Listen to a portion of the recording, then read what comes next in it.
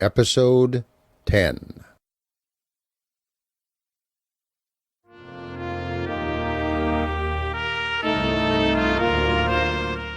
Heretics by G.K. Chesterton.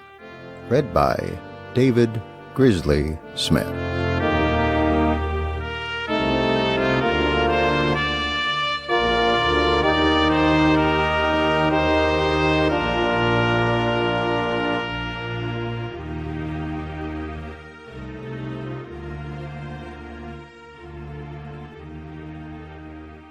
Part 11. Science and the Savages. A permanent disadvantage of the study of folklore and kindred subjects is that the man of science can hardly be, in the nature of things, very frequently a man of the world. He is a student of nature. He is scarcely ever a student of human nature. And even where this difficulty is overcome, and he is in some sense a student of human nature, this is only a very faint beginning of the painful process toward being human. For the study of primitive race and religion stands apart in one important respect from all, or nearly all, the ordinary scientific studies. A man can understand astronomy only by being an astronomer. He can understand entomology only by being an entomologist, or perhaps an insect, but he can understand a great deal of anthropology merely by being a man. He is himself the animal which he studies. Hence arises the fact which strikes the eye everywhere in the records of ethnology and folklore, the fact that the same frigid and detached spirit which leads to success in the study of astronomy or botany, leads to disaster in the study of mythology or human origins. It is necessary to cease to be a man in order to do justice to a microbe. It is not necessary to cease to be a man in order to do justice to men. That same suppression of sympathies, that same waving away of intuitions or guesswork which make a man preternaturally clever in dealing with the stomach of a spider, will make him preternaturally stupid in dealing with the heart of a man. He is making himself inhuman in order to understand humanity. An ignorance of the other world is boasted by many men of science, but in this matter their defect arises not from ignorance of the other world, but from ignorance of this world. For the secrets about which anthropologists concern themselves can be best learned, not from books or voyages, but from the ordinary commerce of man with man. The secret of why some savage tribe worships monkeys or the moon is not to be found even by traveling among those savages and taking down their answers in a notebook, although the cleverest man may pursue this course. The answer to the riddle is in England. It is in London. Nay, it is in his own heart. When a man has discovered why men in Bond Street wear black hats, he will at the same moment have discovered why men in Timbuktu wear red feathers. The mystery in the heart of some savage war dance should not be studied in books of scientific travel. It should be studied at a subscription ball. If a man desires to find out the origins of religions, let him not go to the Sandwich Islands. Let him go to church. If a man wishes to know the origin of human society, to know what society, philosophically speaking, really is, let him not go into the British Museum.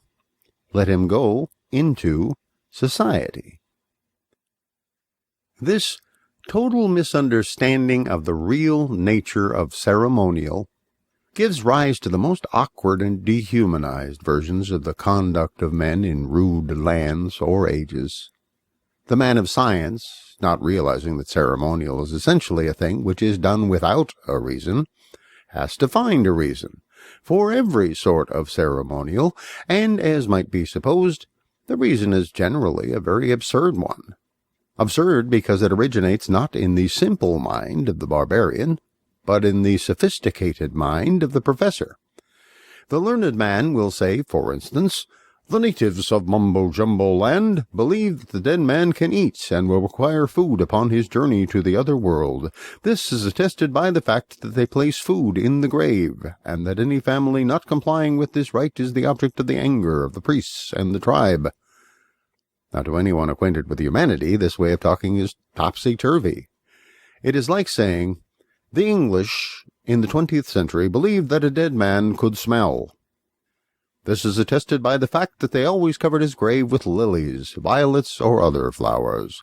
Some priestly and tribal terrors were evidently attached to the neglect of this action, as we have records of several old ladies who were very much disturbed in mind because their wreaths had not arrived in time for the funeral." That may be, of course, that savages put food with a dead man because they think that a dead man can eat, or weapons with a dead man because they think a dead man can fight. But personally, I do not believe they think anything of the kind. I believe they put food or weapons on the dead for the same reason that we put flowers, because it is an exceedingly natural and obvious thing to do. We do not understand, it is true, the emotion which makes us think it obvious and natural, but that is because, like all the important emotions of human existence, it is essentially irrational. We do not understand the savage for the same reason that the savage does not understand himself, and the savage does not understand himself for the same reason that we do not understand ourselves either. The obvious truth is that the moment any matter has passed through the human mind, it is finally and forever spoilt for all purposes of science. It has become a thing incurably mysterious and infinite. This mortal has put on immortality. Even what we call our material desires are spiritual, because they are human. Science can analyze a pork chop and say how much of it is phosphorus and how much of it is protein. But science cannot analyze any man's wish for a pork chop and say how much of it is hunger, how much custom, how much nervous fancy, how much a haunting love of the beautiful. The man's desire for the pork chop remains literally as mystical and ethereal as his desire for heaven. All attempts, therefore, at a science of any human things, at a science of history, a science of folklore, a science of sociology, are, by their nature, not merely hopeless, but crazy. You can no more be certain in economic history that a man's desire for money was merely a desire for money than you can be certain in hagiology that a saint's desire for God was merely a desire for God. And this kind of vagueness in the primary phenomena of the study is an absolutely final blow to anything in the nature of science. Men can construct a science with very few instruments or with very plain instruments, but no one on earth could construct a science with unreliable instruments. A man might work out the whole of mathematics with a handful of pebbles, but not with a handful of clay, which was always falling apart into new fragments and falling together into new combinations. A man might measure heaven and earth with a reed, but not a growing reed.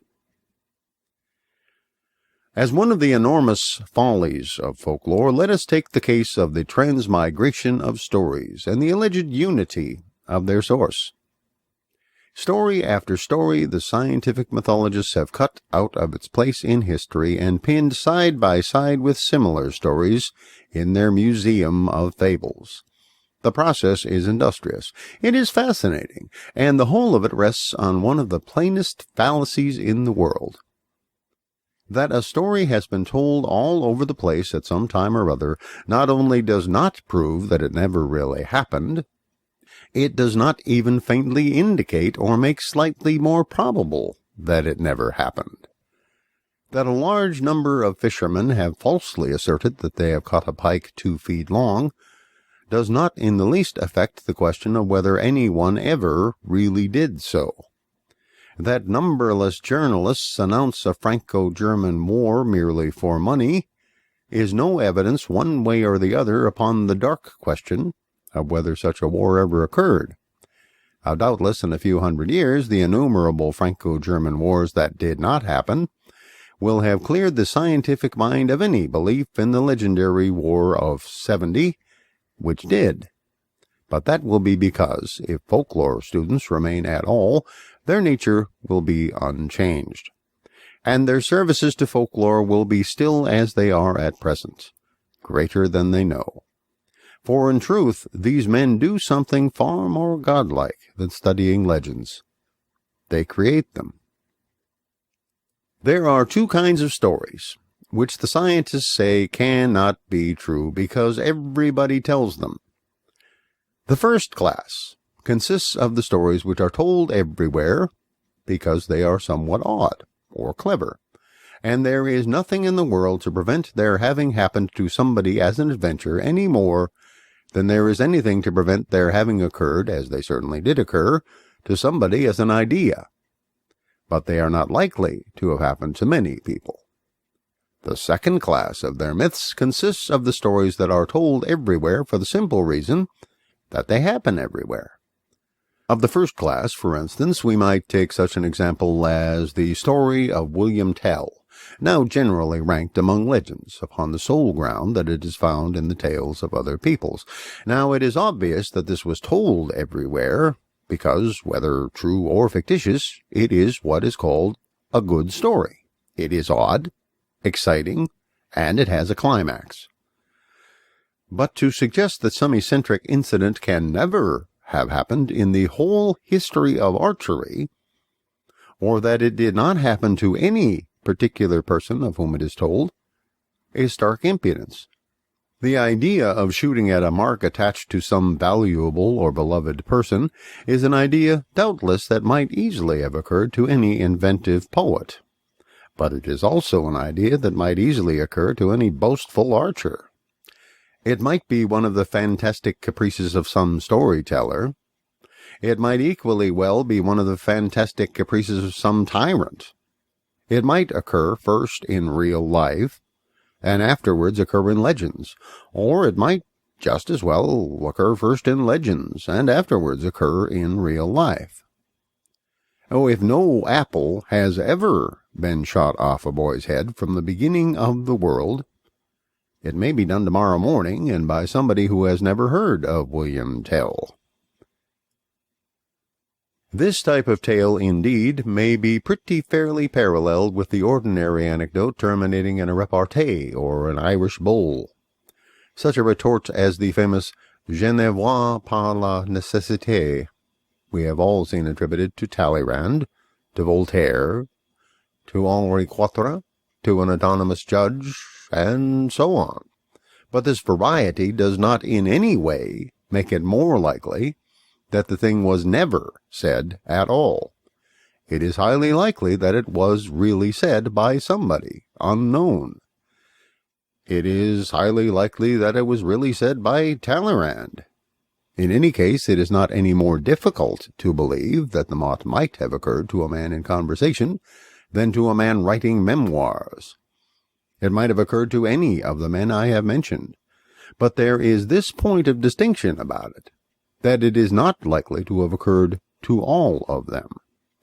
And this is where the first class of so-called myth differs from the second, to which I have previously referred. For there is a second class of incident found to be common to the stories of 5 or 6 heroes, say to Sigurd, to Hercules, to Rustum, to Cid, and so on. And the peculiarity of this myth is that not only is it highly reasonable to imagine that it really happened to one hero, it is highly reasonable to imagine that it really happened to all of them. Such a story, for instance, is that of a great man having his strength swayed or thwarted by the mysterious weakness of a woman. The anecdotal story, the story of William Tell, is, as I have said, popular because it is peculiar. But this kind of story, the story of Samson and Delilah, of Arthur and Guinevere, is obviously popular because it is not peculiar. It is popular, as good, quiet fiction is popular, because it tells the truth about people. If the ruin of Samson by a woman, and the ruin of Hercules by a woman, have a common legendary origin, It is gratifying to know that we can also explain, as a fable, the ruin of Nelson by a woman, and the ruin of Parnell by a woman. And indeed, I have no doubt whatever that some centuries hence the students of folklore will refuse altogether to believe that Elizabeth Barrett eloped with Robert Browning, and will prove their point up to the hilt by the unquestionable fact that the whole fiction of the period was full of such elopements from end to end. Possibly the most pathetic of all the delusions of the modern students of primitive belief is the notion they have about the thing they call anthropomorphism. They believe that primitive men attributed phenomena to a god in human form in order to explain them, because his mind in its sullen limitation could not reach any further than his own clownish existence. The thunder was called the voice of a man, the lightning the eyes of a man, because by this explanation they were made more reasonable and comfortable. The final cure for all this kind of philosophy is to walk down a lane at night. Anyone who does so will discover very quickly that men pictured something semi-human at the back of all things, not because such a thought was natural, but because it was supernatural. Not because it made things more comprehensible, but because it made them 100 times more incomprehensible and mysterious.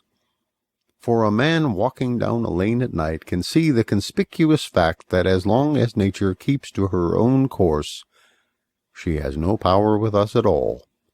As long as a tree is a tree, it is a top-heavy monster with 100 arms, 1,000 tongues, and only one leg. But so long as a tree is a tree, it does not frighten us at all. It begins to be something alien, to be something strange, only when it looks like ourselves. When a tree really looks like a man, our knees knock under us. And when the whole universe looks like a man, we fall on our faces.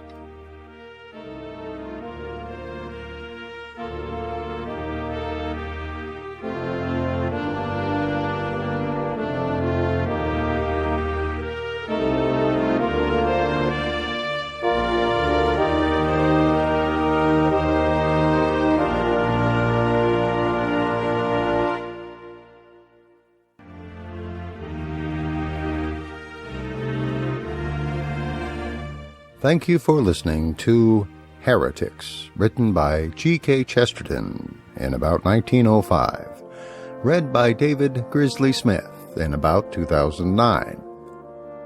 Theme music for this book is Faxted, written by Gustav Holst in 1921, arranged by Kevin MacLeod in 2006. This recording is released under Creative Commons Attribution, Non-Commercial, No Derivatives 3.0 license. Your comments are appreciated, and please share this recording with your friends. But share the whole recording, don't sell it, and tell people where you found it and who created it. Thank you.